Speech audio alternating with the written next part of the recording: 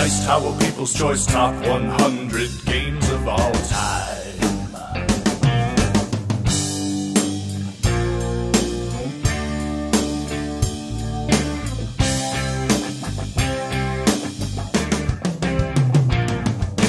Dice Tower People's Choice Top 100 Games of All Time. Huzzah! Here we are. Top 20, top baby. 20, yes. All right, now today I think when we talk about these games, we have a couple that have not been on the list before. Actually, four of these top 10 have never in the whole 2 years of this existence been on the list. You don't have to mention that, you know. Did I spoil it? Never in as long as we've been doing this. Oh, that's like one of those. Yeah. Okay. But anyhow, but other than that, I don't think anything here is going to surprise people. Like last time we talked about how Stone Age surprised you, how high it was up there. But I don't think any of these will be that surprising. Yeah, we're getting to the creme de la creme here. There's going to be a few expected hits in here for sure. But what we're looking for is, where did these games end up? Or more specifically, where did Pandemic end up? Will Pandemic show up this week? As soon as Pandemic shows up, I'm out of here. You clock out. I'm finished. I'm good. There's no better games. All right. Well, if that's number 20, then we're in severe trouble. Have fun. Let's see. Number 20, Descent 2.0.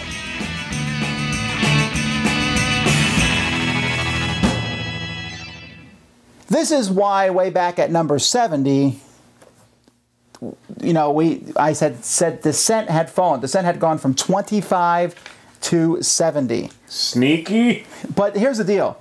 If I had added Descent 2.0 and Descent together, they would have gone into like the top 5, which some of you are saying, well, deserves it. But I feel that they're different enough games, and also a lot of people voted for both of them. A lot of people said Descent and Descent 2.0. But this one obviously went so much. I mean, how often do you see a second edition become that much more popular that fast? Other than Twilight Imperium 3, that blew Twilight Imperium 2 out of the water. I think it's an established game. The first one was, and this is taking everything good about that. I don't know if there's a lot of people out there, I guess there is because the game was 70, that are saying, oh, I hate 2. 1, you know, version 1. But they also made it backwards compatible. With this, you were able to use all the monsters and heroes from the previous games, and that's a big plus to people. You're not starting over from scratch. But still, it's a pretty high debut to come on the list at 20. Oh, yeah. But again, like you said, it's an established genre, but a lot of people had said they were getting a little tired. Descent was taking forever. You can play this one in 2 hours. You know, even an hour and a half if you're really moving to get things set up. And I think that's a huge deal for a lot of people. I know this is one I haven't played, but I got to jump on this. I had not played Descent precisely because of that. It's too long. It looks really complicated to just get into it. You know, that threshold is really high. Right. This seems like I can play some of this. And you can play longer if you want. You can. There's a whole bunch of mini dungeons. You can tie them all together. There's a campaign inside the box, and that's great. But you don't have to. You can just pick one of those and play through it. Sweet. Number 19, Twilight Struggle.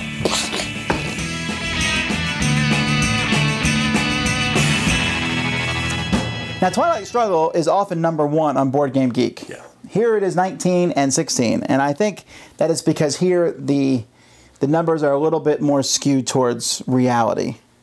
Woo, you're gonna get flamed for that one. No, but here's why. A lot of people don't rate Twilight Struggle highly because they don't play it. And a lot of people don't rate Twilight Struggle like with 4s and 5s because the people who would hate this game look at it and can sense instantly that they're not going to like it, so they don't bother playing it, therefore they don't rate it. I agree with that. So that's why I think it's so high in the Geek, because the only people who really rate it are people who play it and love it. That does not detract from the game. This game is the Cold War in a box. It's on my list. Where did I put it on my list? On my list it made number 18. So I beat the people by 1. So there, people. But it is a great game, and the new deluxe edition, which when GMT does a deluxe edition, that means good quality. They They made a normal game. But it is nice, and I think it's one of those games that's going to pass the test of time to the point where we're seeing other games copying it. We saw 1989 this year, and then there was a multiplayer version of it. There was the one Numbskull Games made the Civil War version of it. There was 1960. There's a lot of different versions that are, they use this system. And yes, I know the card-driven system has been out for a while, but the way it was manipulated in this game has done a lot. So you think this is the kind of game that would stick on this list for 10 more years? I think so. I don't know. The other ones will come and go. This has the Dominion effect, I call it, where it was the first, and it was a first good one. In fact, we really got to give it up with the effects, though. Stop saying something effect. That's it. Enough. It's Twilight Struggle. It's a good game.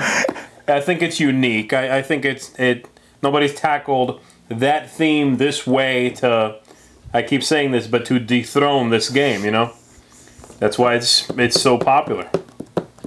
Well, anyhow, easy one for the list, Twilight Struggle. Number 18, King of Tokyo.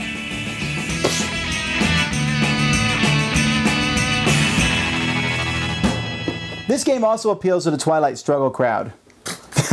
The King. This game just makes me smile. This is such an awesome game. This is probably my game of the year for what, last year's when 2011, this came out? right. This is probably my game of the year. This game is fun in a box. Yeah, it is. Really, it's kind of like that Rampage game we played as kids, the arcade game where you walk up the building and eat people, ha. And that's really what it feels like. You're just like, oh, I'm power up, and now I got this and that, and it's super exciting. And by far, the most played game at Dice Tower Convention. By far. I don't think there was a close second unless we count the 6,000 games of Werewolf. Well, if you go by length, I guess there's other games that, Yeah, but, I mean, I literally at one point saw 4 different games of this and play at the same time. And because it's fun, and it doesn't take a lot. It's the kind of game you can say, hey, Z, I know you don't play many games. Would you be interested in King of Tokyo? Who's heard of Yahtzee, who's heard of dice at all, can sit down and play this. I actually just taught this the other day to a group, and there was one girlfriend of a gamer in training. The gamer is, not the girlfriend. And she was freaked out. As soon as I brought it out, she was like, oh, is it complicated? I'm like, I said, no, it's fine. I didn't even mention the cards at first. Right. We rolled a couple of times, and she got into it, and she crushed everybody. Wiped the table out. When she figured out, okay, oh, wait, if I'm in here, I attack everybody? Boom! She took everyone out. Awesome game. Epic. That's what this game is all about. There you go. You can't buy that in the box. Oh, well, I guess you can. And it's called King of Tokyo. Number 17, Eclipse.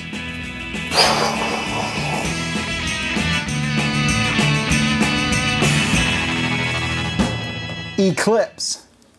What a surprise. What a surprise. People are wondering where Eclipse is going to be on my top 100 list. Keep looking. All right, now, Eclipse is a game that I hate to make predictions about games, but I think this is not a shooting star, but I'm going to guess it's not going to be as high next year. Now, I could be wrong. Oh, so flash in the pan for you? No, not flash in a pan. I think it will fade out into... it might be in the top 100 for years, but I wouldn't say it would be in the top 20 for years. But I could be wrong. There's an expansion about to come out, and people seem to be irrationally loving this game. I don't know how else to explain it, because when you play Eclipse, it is a heavy Euro game with a space theme. It is. And I don't know if people are like, it's space, because there's all kinds of awesome space games out there. But at the same time, I can't deny that it's a good game. I think there's some flaws that would knock it from being in the top 20 myself. But... Well, this is the one game I think say it. That might have been played more than King of Tokyo at Dice Tower Con. Oh, that's true. If we go by hours alone... Yeah, there was a lot of this being played. This got more hours, because the other game's much shorter. This is a beast. I played once, if I'm not mistaken, with you. I am not a fan of this game. I see the appeal. I see the attraction. The game looks really cool. Space comes through really well in it. Putting the ships together, I dig that. That's awesome. Yeah, that's great. Best part of the game. Best part of the game. but overall it felt a little too mechanic for me.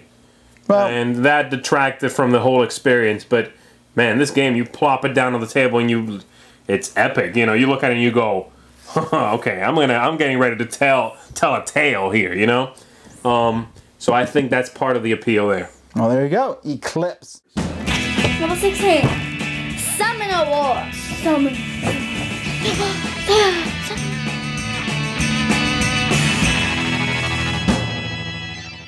All right. I don't have the boxes for this because all my stuff is stored in a Summoner Wars box, which I did because Summoner Wars expansion boxes are great to keep cards in. Summoner. Did I say I keep all my Summoner Wars stuff in a Summoner War box? I meant Thunderstone box. What do you mean? Thunderstone box. But Summoner Wars, great game. I think when I first got this, I made you play it like 4 times. Oh, we again. played a bunch in a row. Yeah. Because I really love how the game is so balanced. The different factions, and they feel very different. Yeah, you know, and finding that one faction that is your faction is one of my favorite things about games that have different sides. Is you want to play through the different decks. You find that one clan, those one people. You go, ooh, these are my people. You know what I mean? I love that. A game but in that this one, lets it's you do that. faster. But let's say, for example, Warhammer 40K, and there's all the different armies to pick from. You have to pay hundreds of dollars to get an army. Here, you can buy a new army, and you can buy, for example, the Master Set and get 6 of them in one box. Oh, yeah. And I think last year this was at 29. It went up to 16, and it's definitely because of that Master Box. Definitely. And not to mention the iOS version probably has gotten a lot of people talking about it. I haven't played that, but I heard it is really a good implementation. Yeah, it works well. But if you're just, I mean, to get into it, get that master. So what set. is your faction then? I think I like the Benders.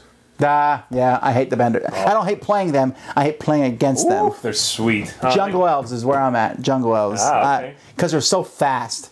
Just talking about this game makes me want to play it right now. That's how cool that game is. It's quick in and out, lots of flavor, awesome 2-player game. Yeah, I think for time versus value getting from the game, this is one of the best games that has ever been designed. If you made some mathematical formula, like the amount of game that you get out of the time involved, this would be huge. Get cracking on What, that man. formula? Yeah. Number 15. Battlestar Galactica.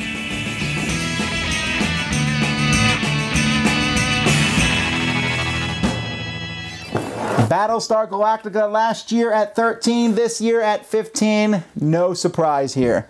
I don't see this game played every time we get together, but it almost always comes up somewhere in a conversation. People are like, what should we do? And someone says, Battlestar Galactica. Because it hits that spot of the cooperation, but there's probably a traitor, although the traitor aspect... No, this one has to have a traitor, Yeah, this right? one has to have the traitor, right. And it's so powerful because that traitor is actively destroying the ship.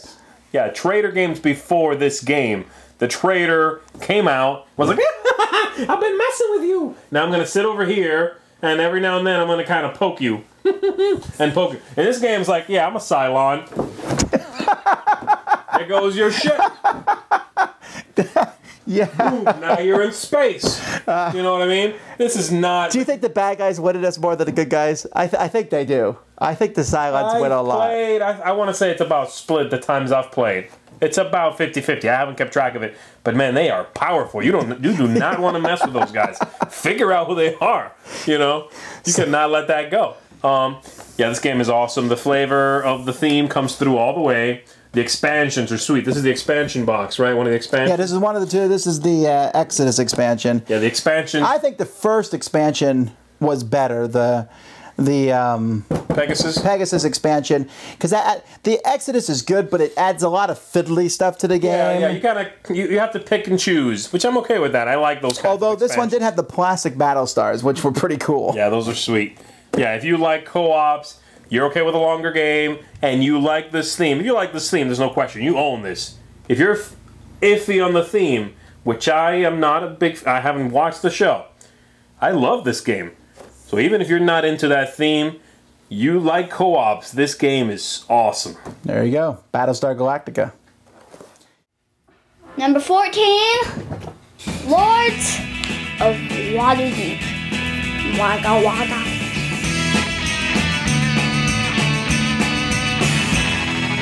This is the highest debut of a new game to the list this year, and that is Lords of Waterdeep. And it's, I don't know, I can't put my finger necessarily on why it is. This is just like, if you watched us in the last episode, we talked about Stone Age being one of those middleweight Euro games. This is exactly the same kind of thing.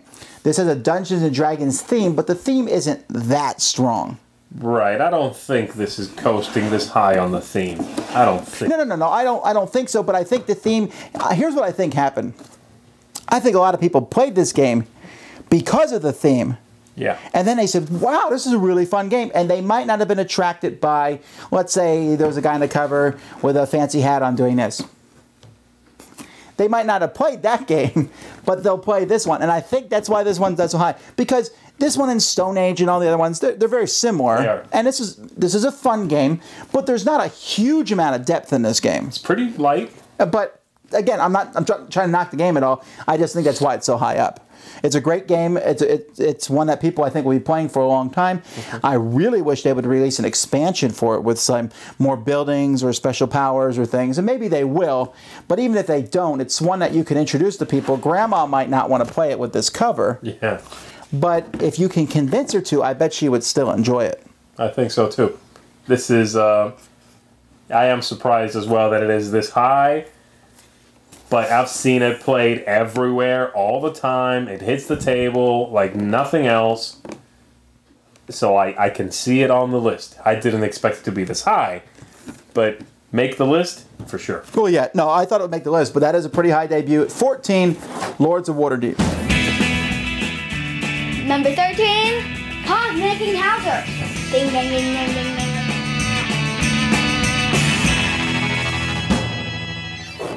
I'm surprised this one is on the list. I heard it's a good game. I'm laughing because it's going to be about 3 minutes of gushing from both of us here, you know? Because I know it's your favorite game. Ah, spoilers! It might not be. Well, you keep talking about it being one of your favorite games. Everybody knows that. Everybody who's watching these videos knows it's... Fair enough. And it's in my top 10, top 5. So I just think it's funny that we're going to be like, Cosmic. But you know, I've met a lot of people who don't like this game. Yeah. And this is one of the few games, I don't think it's for everybody. No. But at the same time, I think a lot of people who I think it would be for, and they didn't like it, they played with a bad group. It's very possible for, I don't know if one bad person can ruin this game, but 2 bad people can. If they sit there and go, what's my optimal move? Your optimal move is to convince everybody else that you're not going to win, and then win. That's Cosmic Encounter in its simplest, is to convince everybody else that you can help them win as long as you win, and then even then you can betray them and win by yourself, which happens in Cosmic Encounter more than any other game in existence, I think, where it's like, hey, come on, see, together we can do this, and then right before the victory, it's like, I win! I'll get you! Absolutely. That's a great way to put it. That's what this game is. And there's no other game I think I've played where the mechanics eventually fade a little bit to the back and the gameplay emerges. You know what I mean? Right. Where now I'm playing not a game with people, I'm playing with people a game. You know what I mean? And no other game quite does that the same way as this one. This game is all about a great group. Yes, you're going to have a bad time with a bad group. Get some friends, get some drinks, play some Cosmic Encounter, and you're going to have a blast. All right. Well, a good game. It was 14 last year, 13 this year, so it actually got a little better. Sweet. Number 12, Puerto Rico. Puerto Rico. Okay.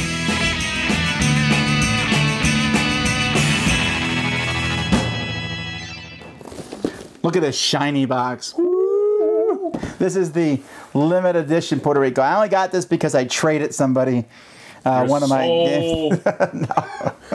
Your soul for those cool coins. This game was number 7 last year. It was in the top 10 and dropped down to number 12.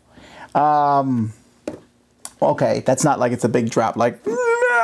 This game is. When did this come out? This came out some time ago. 2001. It's 11 years old now, and this is a strong. I mean, this game has held on to. but you know what I think is spot. really weird is as much as I like this game and you like it. I like it. Okay, and a lot of people like it, but I almost never see anyone playing it.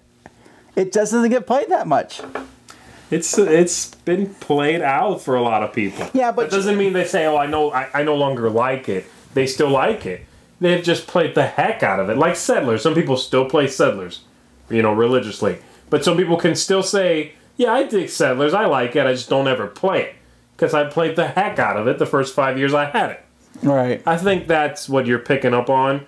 I wonder if this new fancy expansion sort of picked up interest in it again. What do you think? I don't know. I mean, it did for me. I got and I was like, "Ooh, let's play it again." Now, so you know cool. what though? Here's the deal. Every time I'm like, "Let's play Puerto Rico," there's someone there who goes, "I don't want to play Puerto Rico." I'm like, "Wow!" So I'm gonna get this played again. I like it a lot. It's deterministic. It can be messed up, but a new player can mess this game up a lot more than many other games. That's probably its biggest flaw. But you ignore all that, okay? You worry about that when you've played 100 times. When you've played 20, sit down. Don't worry about who goes where. Play the game. Enjoy that. Don't, if you bog yourself down into those little details, you're ruining the experience for yourself a little bit. You know what I mean? That argument I never understood. People are like, "Oh, I'm sitting next to this guy. Oh, this is going to ruin the game." You don't stop playing games, okay? If that's the problem, I'm sitting next to somebody who's going to ruin the game for you. Go play, go play something else. Go play Yahtzee. Go play Solitaire. So you're alone and nobody ruins your game. This is a great game. All right, Puerto Rico. Number 11, Arkham Horror.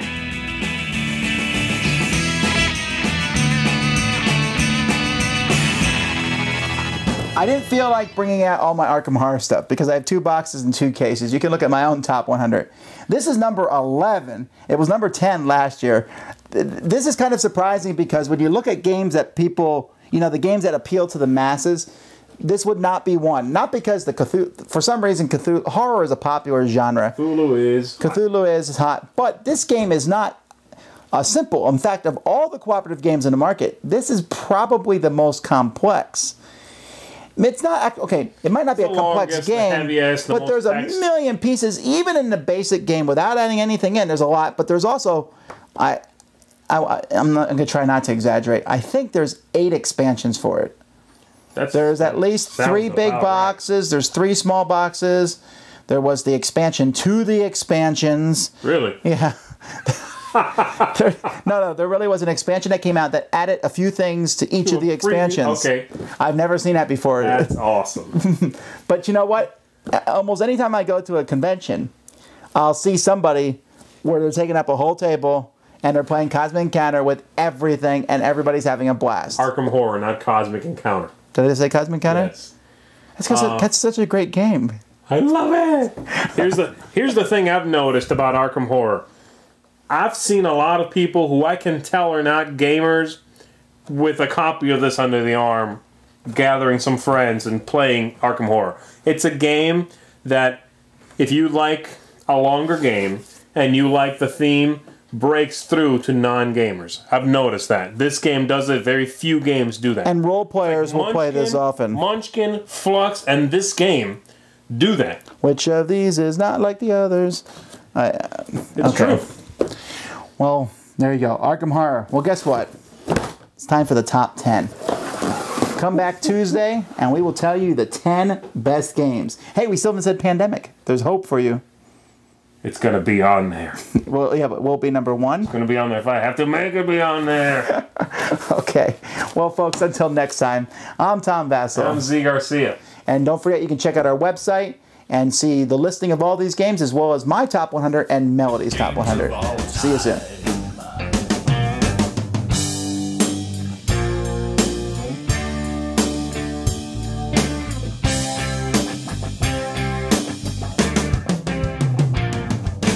Dice Tower People's Choice Top 100 Games of All Time.